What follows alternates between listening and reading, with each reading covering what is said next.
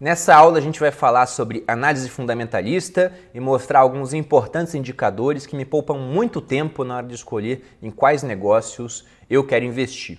Antes, precisamos lembrar da premissa básica da análise fundamentalista, aquela que diz que através do estudo dos números da empresa você conseguirá comprar algo por menos do que aquilo vale. E ligado à análise fundamentalista, nós temos outros dois termos bem importantes. O primeiro é o buy and hold, muito famoso nos dias de hoje. Vários investidores e youtubers usam essa abordagem na hora de escolher suas empresas. E numa tradução literal, isso não significa nada mais do que comprar e guardar, comprar e segurar, deixando o longo prazo passar. Inclusive, esses dois senhores da foto, um deles já é conhecido nosso, Warren Buffett, e o outro é o seu sócio, Charlie Munger. E o Munger tem uma frase muito interessante. Ele diz que o dinheiro grande não está na compra e na venda, mas sim na espera. Então você compra um bom negócio, guarda ele no seu bolso e deixa o tempo passar para que aquilo produza resultados para você. E um outro termo também muito ligado a essa questão dos fundamentos é o termo value investing, ou seja, o investimento em valor, que está justamente ligado a essa questão de você tentar identificar um bom ativo a um bom preço, comprando por menos do que seria um valor interessante para ele e deixar com que o longo prazo leve o preço a convergir até aquilo que seria o valor justo da empresa, que também é uma coisa subjetiva, uma vez que não é um carimbo falando tal empresa deveria valer tanto. E, sobretudo, lembre-se que os fundamentos funcionam melhor numa ótica de longo prazo. Na verdade, embora seja possível ter bons retornos no curto prazo, o investimento em ações deve ser encarado como algo essencialmente ligado ao longo prazo. A gente vai ver isso aqui nessa aula também.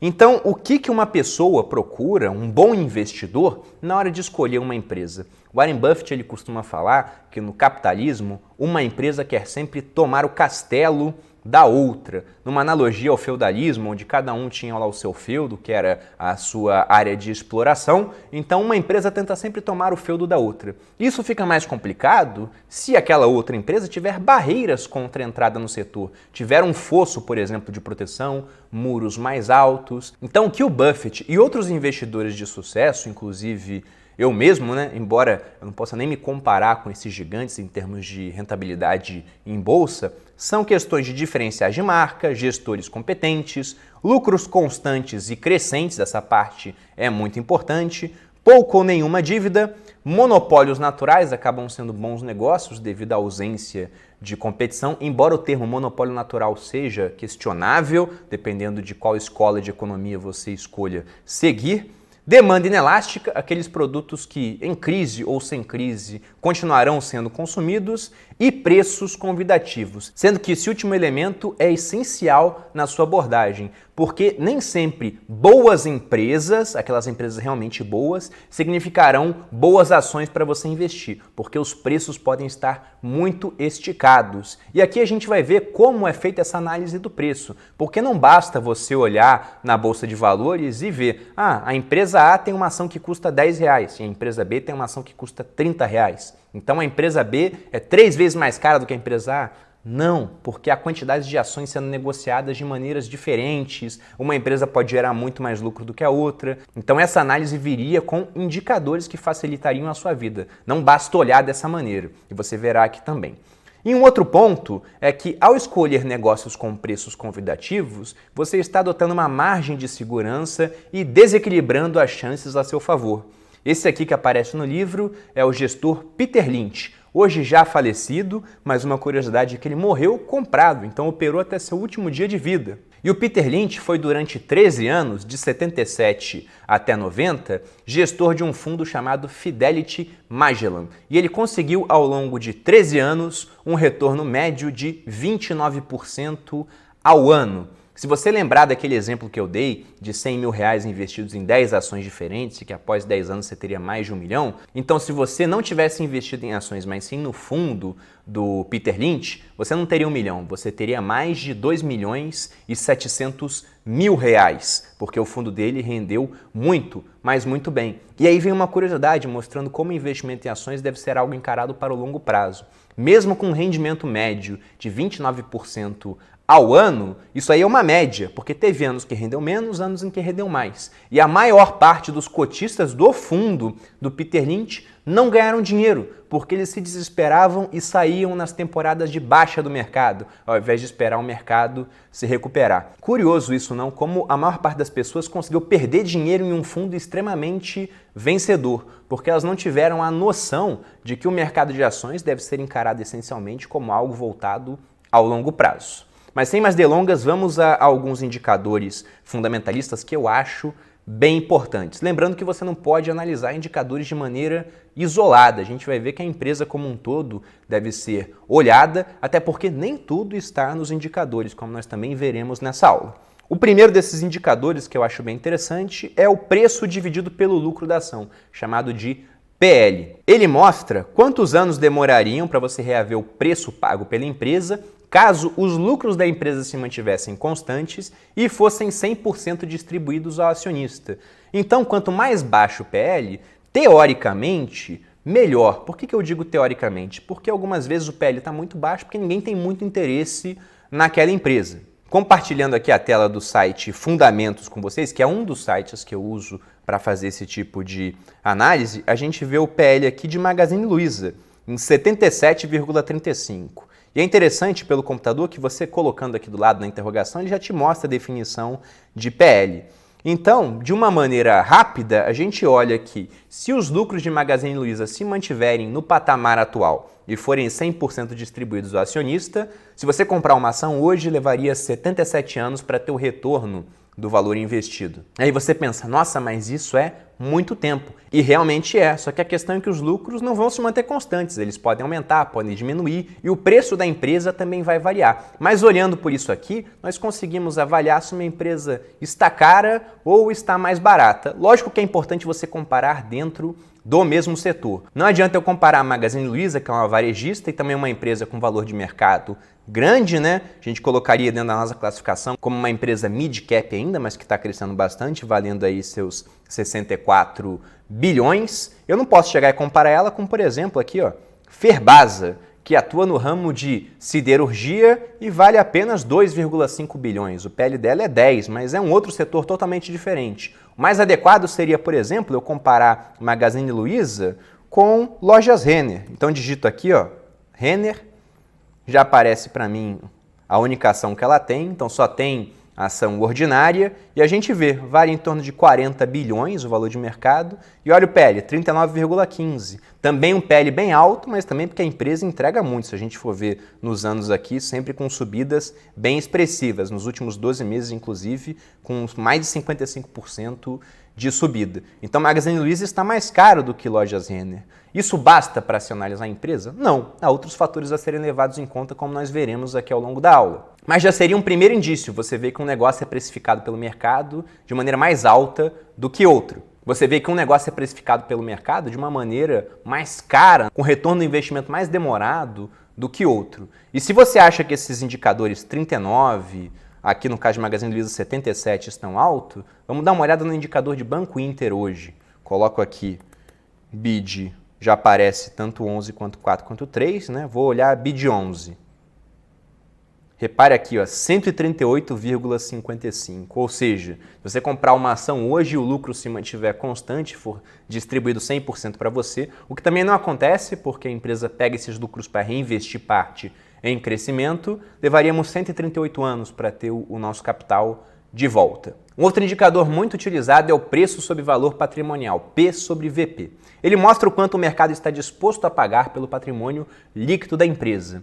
Se esse indicador estiver abaixo de 1, ele mostra que a empresa em si está valendo menos em bolsa do que aquilo que ela possui de patrimônio líquido. E olhando outros indicadores, isso pode significar uma boa oportunidade. Mas não devemos novamente analisar esse indicador de maneira isolada. E devemos lembrar também que ele varia muito de empresa para empresa. Voltando aqui ao Fundamentos, por exemplo, se eu for olhar o P sobre VP de Banco Inter, ele está custando 12 vezes mais em bolsa do que aquilo que ele tem de patrimônio líquido. E você pensa, nossa, isso é muito caro. Mas vamos lembrar que Banco Inter é um banco digital. Ele não tem agências, né? Tirando um ou outro prédio de escritório que ele tenha, o resto do banco é totalmente feito pela internet. Então é natural que ele tenha um P sobre VP muito mais alto. Agora, se eu fosse pegar uma outra empresa, por exemplo, de um setor onde é necessário ter muito maquinário, terrenos, eu vou colocar aqui, por exemplo, Vale.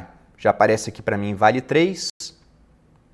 A gente vê que a avaliação de Vale está em 1,47, ou seja, ela está custando 47% a mais em bolsa do que o seu valor patrimonial. Essa é uma precificação justa ou não? Isso vai depender da análise de cada um. Oportunidades, como eu disse, podem ser encontradas quando o P sobre VP estiver abaixo de 1. Vamos pegar um outro setor onde esse indicador é interessante, o setor de construção civil. Então vou colocar aqui, por exemplo, Tecnisa.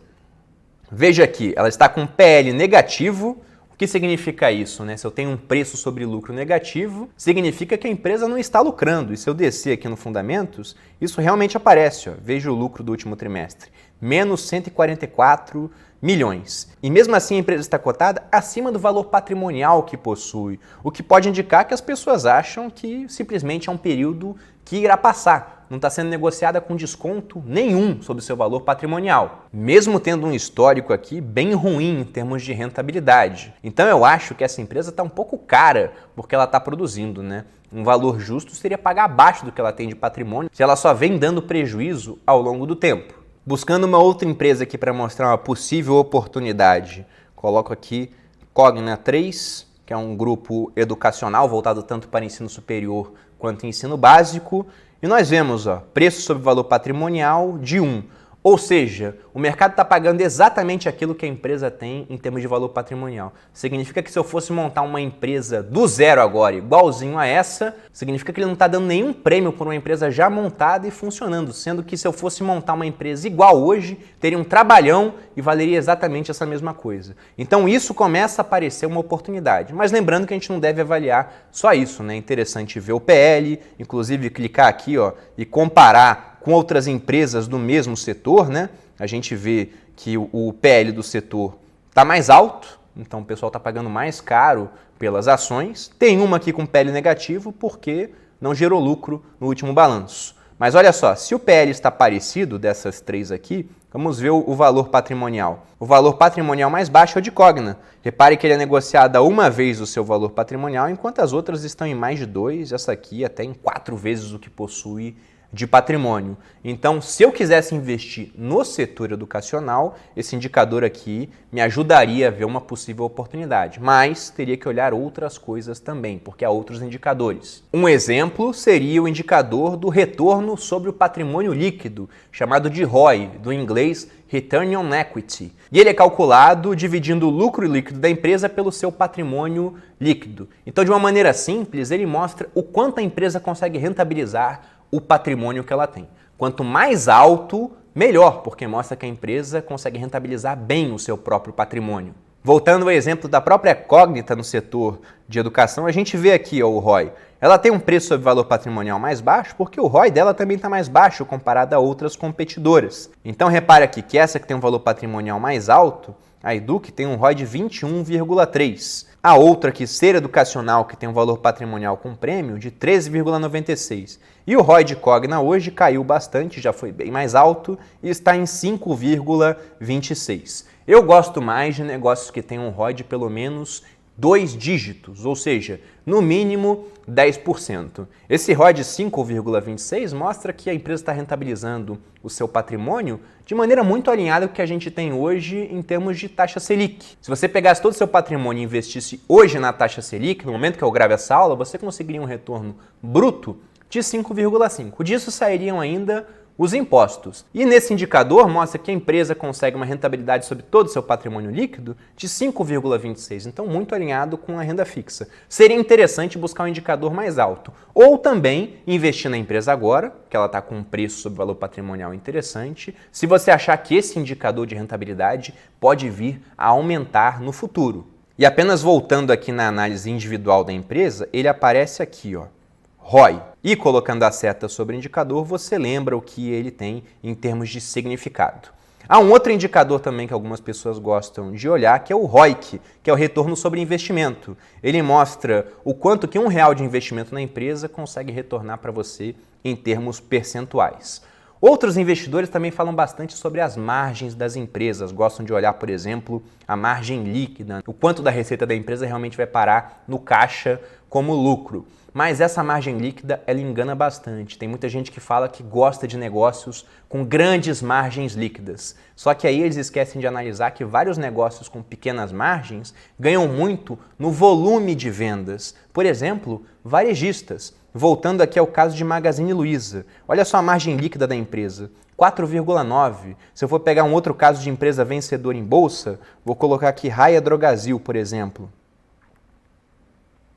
Olha o retorno de Raia Drogasil ao longo do tempo, 67% em 2014, 40% em 2015, 73% em 2016, 51% em 2017, aí 2018 teve um ano ruim, caiu 37%, mas olha o 2019, que nem acabou ainda, 88%. Então é uma empresa que ela agrega muito ao seu acionista. Lógico que, por isso, como todo mundo vê que é uma empresa boa, está sendo negociada com um PL muito alto. No entanto, veja aqui, ó, margem líquida de apenas 3%. Inclusive, há um benefício de você pegar negócios com margens reduzidas. Imagine o seguinte exemplo. Você tem um negócio com uma margem de 20%. Ou seja, de cada R$100 que entrariam de receita, 20 vão para o caixa da empresa. E um outro negócio como o Raia Drogasil, que de cada R$100, apenas 3 vão para o caixa da empresa.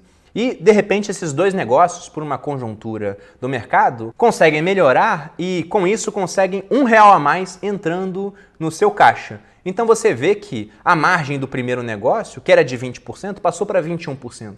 O que não vai se refletir numa alteração muito grande do preço da empresa, porque afinal vai ser uma alteração pequena no seu lucro. Agora você pega um negócio que tinha uma margem de 3% e que de repente passou para 4%.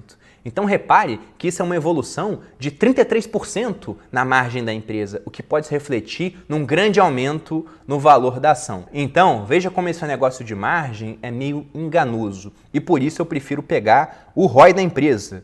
Repara aqui que Raia Drogasil tem um ROI na casa dos 2 dígitos, de 13,3%. E se eu for voltar, a Magazine Luiza tem um ROI de mais de 26%. Ou seja, um ROI bem interessante, que mostra que a empresa consegue uma grande rentabilidade sobre o seu patrimônio. Nosso próximo indicador fala da dívida da empresa. Ele busca dividir a dívida bruta sobre o patrimônio líquido. Quanto mais baixo, melhor, tendo em vista que bons negócios não precisam se endividar muito para conseguir dinheiro. E quanto mais alto, mostra que mais perigosa está a situação da empresa. Mas além de olhar em si apenas o indicador, que aparece aqui no site Fundamentos nesse finalzinho aqui, ó, você pode olhar também outras situações da dívida, como valor da dívida bruta, valor da dívida líquida, que você consegue tirando da dívida bruta o valor de disponibilidades, que é basicamente o que a pessoa tem em caixa, e com isso consegue ver se a empresa está com uma dívida muito alta ou não, se ela tem condições de fazer frente a essa dívida. Por exemplo, aqui, Magazine Luiza tem um indicador bem baixo de endividamento. E a gente repara até que ela tem em caixa mais de 1 bilhão, que é quase o valor da dívida que ela possui. Então não há muita preocupação quanto ao endividamento de Magazine Luiza. Pegando o exemplo de Cogna, que já está aberto aqui, a gente repara que a dívida dela é mais alta, 0,5. Então uma dívida bruta de 8 bilhões, tem quase 1 bilhão em caixa, já seria algo um pouco mais elevado. Mas ainda não é preocupante, na minha opinião, tendo em vista que, analisando também a história da empresa, que é um outro ponto interessante se olhar, Cogna é uma empresa que vai adquirindo uma série de outras, ela apela muito para o crescimento inorgânico. Então é normal que ela faça uma captação de dívida, compre outros negócios e depois vá pagando isso com a rentabilidade do seu negócio ao longo do tempo. Inclusive, em alguns setores, ter dívida é algo normal. Lógico que para pessoas físicas, eu gosto sempre de lembrar que dívidas te tornam frágil. E a mesma coisa acontece com empresas. Se o endividamento ficar muito alto e a atividade for pouco rentável, elas também se tornam frágeis. Pegando um exemplo disso, nós temos aqui as ações de Oi BR. Então repare que a dívida sobre o patrimônio está dando 0,66. Não está nem tão alto assim, mas depois você olha os números aqui embaixo, você vê que a dívida líquida da empresa é de 12 bilhões, ou seja, tirando da dívida bruta que ela tem em caixa, 12 bilhões de dívida, sendo que o valor de mercado da empresa hoje é de 5 bilhões. Então, ela tem muito mais dívida do que o seu valor de mercado e uma dívida muito mais alta do que ela apresenta em caixa. Sendo que se você for olhar, o PL está negativo, ou seja, a empresa não está gerando lucro, ela não consegue rentabilizar o seu patrimônio líquido, na verdade, ela perde dinheiro a cada trimestre Se a gente descer aqui, ó, olha só o valor do prejuízo nos últimos 3 meses, de 1,5 bilhões. Então é uma situação muito, mas muito complicada que essa empresa se encontra hoje. E uma última coisa a ser mencionada, pegando aqui o exemplo de Time for Fun, é que muitas vezes a gente encontra a dívida no final com um valor negativo. Time for Fun no momento não está gerando lucro, está com PL negativo, um ROI também negativo, tem um certo endividamento, como é possível observar aqui, mas repare que o valor da dívida bruta é menor do que o valor que a empresa possui em caixa, o que faz com que ela tenha uma dívida líquida negativa. Ou seja, se a empresa quiser, ela fica sem dívida agora, ela paga tudo simplesmente e ainda sobrariam 70 milhões para desempenhar a sua atividade. O que é uma coisa boa, porque, novamente, ter dívidas muito altas te torna frágil. Se você tem dívidas baixas e é capaz de pagar essa dívida, a empresa só está com a dívida porque acha interessante pegar esse dinheiro para investir em alguma coisa, ao invés de quitar a dívida agora. Nosso próximo indicador é o Dividend Yield, que mostra o rendimento pago por ação. Então é aquilo que retorna para o bolso do acionista através de proventos. Nós teremos uma aula específica sobre isso, mostrando como funciona cada provento. E empresas mais consolidadas e que geram muito caixa costumam pagar proventos maiores. Sobre esse indicador variam muitas opiniões, porque tem gente que gosta de montar carteiras exclusivas para receber bastante dividendo. Eu acho que o dividendo seria um fator de comparação a mais na sua decisão, mas nem sempre uma empresa que paga mais dividendos será uma empresa melhor do que aquela que paga menos. Até porque, como eu mostrei aqui, empresas mais consolidadas pagam mais. Empresas que estão em fase de crescimento preferem pagar menos dividendos porque pegam mais caixa para investir em sua própria atividade. Dando um exemplo, voltando aqui à própria Magazine Luiza, repare que ela paga um dividendo de 0,5% ao ano, ou seja, um dividendo muito baixo, porque a empresa está investindo muito em crescimento. Pegando um outro exemplo, nós temos o dividendo de Banco Inter, de 0,1% ao ano, também muito pequeno. Agora, comparando o Banco Inter com uma outra empresa do seu setor, que é muito consolidada, o Banco Itaú. Olha o pagamento de dividendo, que maravilha, 7,5% ao ano. Você, na média, receberá 7,5% do que investiu na empresa. Porque o Banco Itaú já é uma empresa muito grande. Olha o valor de mercado dele aqui, 360 bilhões. Então é complicado para o Itaú, que é um dos maiores bancos da América Latina, continuar crescendo. Muitas vezes ele prefere, ao invés de investir em crescimento, simplesmente devolver o dinheiro para o seu acionista. E aí você pensa, qual das duas empresas é melhor? Depende daquilo que você quer. Se você quer mais dividendos no seu bolso voltando sempre, você pegaria um Itaú. Se você quer investir mais em crescimento, você pegaria uma empresa que paga menos dividendos, mas apresenta um crescimento maior ao longo do tempo. Então é tudo uma questão de objetivo e de perspectiva. E nosso próximo indicador, que na verdade não é um indicador propriamente dito, mas costuma vir em destaque em balanços, consegue ser acessível através de gráficos, é a questão do crescimento de lucros. Algo que é muito importante. Na verdade, a gente sempre procura empresas que estejam com lucro crescendo. Até porque, se você tem o lucro crescendo, voltando àquele indicador do PL, e o preço da empresa se mantendo igual, a gente vê que o PL vai estar reduzindo ao longo do tempo e você consegue o seu dinheiro de volta de forma mais rápida. Dando um exemplo aqui.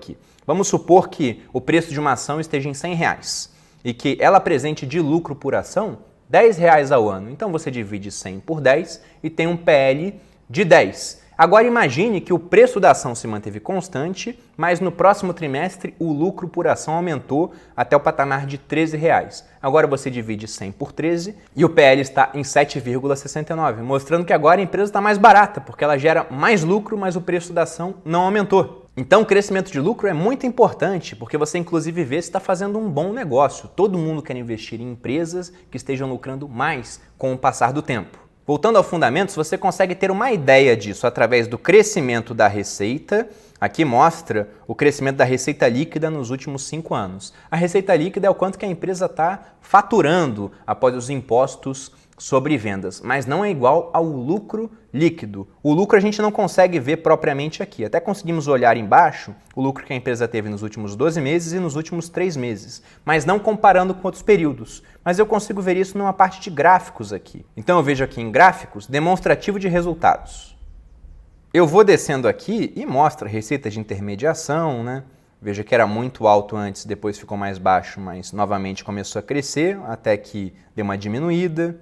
Resultado bruto de intermediação, vou descendo aqui, até chegar no final, que é o lucro líquido, e também a distribuição de proventos. Então repare que ao longo do tempo, Itaú, mesmo tendo uma queda na receita, como nós vimos aqui, está com lucros crescentes e constantes. Até tivemos uma baixa durante um período em que o Brasil todo passou por uma baixa, foi a fase da nossa crise, e um crescimento grande de proventos. Então, é um negócio que está com seus lucros constantemente crescendo. Repare que se o preço de Itaú não aumentar na bolsa, mas os lucros continuarem crescendo, o seu PL fica cada vez mais baixo, o que mostra que seu dinheiro vai retornar para você de maneira cada vez mais rápida. E voltando àquelas características que os grandes investidores procuram em empresas, assim como nós, a gente vê que parte é qualitativa, como por exemplo diferencial de marca, gestor competente, você não consegue olhar esse tipo de coisa através de um site com indicadores, mas tem coisas que são objetivas, que você consegue avaliar através desses indicadores. Lucros constantes e crescentes, você pode olhar ali aquele gráfico, pode ver o ROI da empresa também, mostrando quanto ela consegue de rentabilidade sobre o patrimônio que tem. Pouca ou nenhuma dívida. Você consegue ver isso através da análise da dívida bruta sobre o patrimônio líquido, ou olhando ali especificamente o quanto ela tem de dívida, o quanto ela tem de disponibilidades. Monopólios naturais de demanda inelástica, análise qualitativa, mas os preços convidativos você consegue ver também através do PL, e lembrando que, mesmo que ela tenha um PL alto, se o lucro estiver crescendo de maneira muito rápida, a tendência é que se o preço da ação não subir, o PL fique baixo. E se o preço continuar subindo, melhor para a gente, porque com preços mais altos poderemos vender no futuro, pegando um lucro através de ganho de capital maior. Só que o principal fator dessa análise toda é mais difícil de se enxergar, porque ele está no futuro da empresa. E infelizmente, a não ser que você seja um discípulo de Mãe de Ná, precognição não está entre as nossas habilidades. Ninguém consegue prever o futuro. Inclusive, um gestor americano muito famoso chamado Ray Dalio, autor do livro Princípios, costuma falar que aquele que vive segundo a bola de cristal está destinado a comer cacos de vidro. Então nós simplesmente não somos capazes de enxergar o que vai acontecer no futuro. E gosto também de lembrar de um pensamento expresso por esse senhor chamado Arthur Conan Doyle, autor das histórias de Sherlock Holmes. Em seu livro Um Estudo em Vermelho, Arthur Conan Doyle diz que as pessoas têm uma capacidade analítica muito melhor do que sintética. O que ele quer dizer com isso?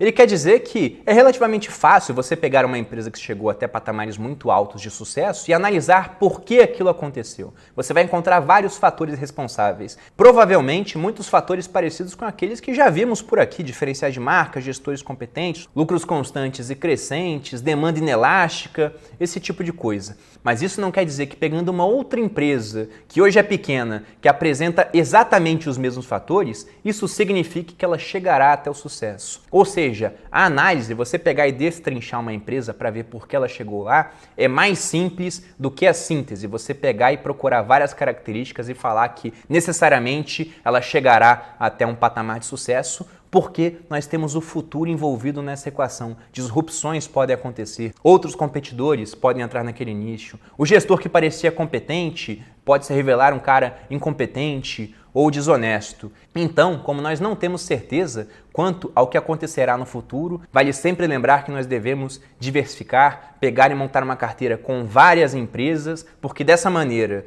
infelizmente, teremos alguns erros, já que é utopia achar que a gente vai acertar em todas as escolhas. Outras empresas ficarão no elas por elas e algumas poderão se multiplicar muitas vezes de valor e nos dar um belo lucro que inclusive compense os erros anteriores. E lembrando que é bem interessante você tentar comprar empresas por preços convidativos, porque dessa maneira, se alguma coisa der errado, você tem menos a perder e tem muito mais espaço para a subida. E eu termino essa aula com uma frase muito interessante do Warren Buffett, que diz que preço é o que você paga, valor é o que você leva. E que não interessa se a gente está falando de ações ou de meias. O que ele prefere é comprar boas mercadorias, mercadorias de qualidade, por bons preços. E o ideal é que você faça a mesma coisa com as ações que pretende colocar dentro do seu portfólio.